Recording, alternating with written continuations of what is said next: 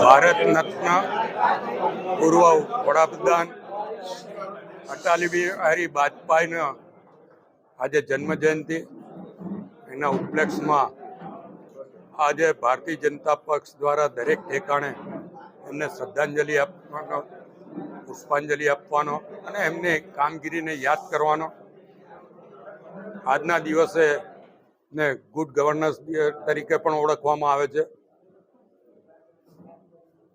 વાજપેયીજીએ જે કામો કર્યા હતા, એમના સિદ્ધાંતો, જે રીતે ભારતીય જનતા પક્ષને એમણે મજબૂત કર્યો, જે રીતે 23 પક્ષોને સાથે રહીને એનડીએની સરકાર એમણે ચલાવી, એ બધું જ યાદ કરીને કાર્યકરોને એનામાંથી પ્રેરણા લેવા માટે, પ્રોત્સાહિત કરવા માટે આજે દરેક ઠેકાણે આ રીતના કાર્યક્રમ રાખવામાં આવે છે. એના ભાગરૂપ ડભોઈ ભારતીય જનતા પાર્ટી નગર અને તાલુકા દ્વારા આજે અહીંયા કાર્યક્રમ રાખ્યો. એમાં જિલ્લાના પ્રમુખ સતીશભાઈ નિસાળિયા, જિલ્લાના મહામંત્રી ડૉક્ટર બ્રહ્મભટ્ટ સાહેબ, યોગેશભાઈ અધ્યારુ અને રાજુભાઈ હલવા, કોષાધ્યક્ષ ગોપાલભાઈ રબારી, નગરના પ્રમુખ સંદીશભાઈ અને મહામંત્રીશ્રીઓ, તાલુકાના પ્રમુખ અને મહામંત્રીશ્રીઓ, ચૂંટાયેલા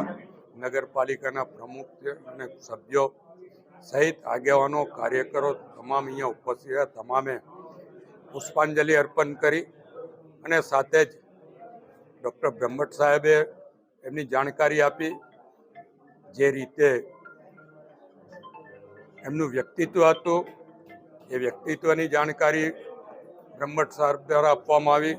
સાથે જ ગુજરાત સરકાર દ્વારા જે કામગીરીઓ કરવામાં આવી છે, જેને ગુડ ગવર્નન્સ કહી શકાય, એ બાબતની માહિતીઓ સરકાર દ્વારા જાહેર ખબર રૂપે પણ આપવામાં આવતી હોય છે, આજના છાપામાં પણ છે. અને એ જ માહિતીઓ પણ આજે અહીંયા આગેવાનો કાર્યકરોને આપવામાં આવી.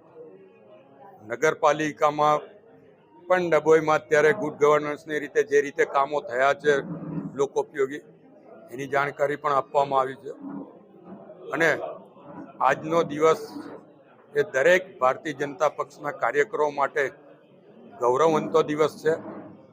આજે વાજપેયીજીને 100 વર્ષ એમ તો પૂરા થયા. એમનો જન્મ 1924 ને આ 2024 એમને 100 વર્ષ પૂરા થવા જે 100 વર્ષમાં પ્રવેશ કરે છે. ત્યારે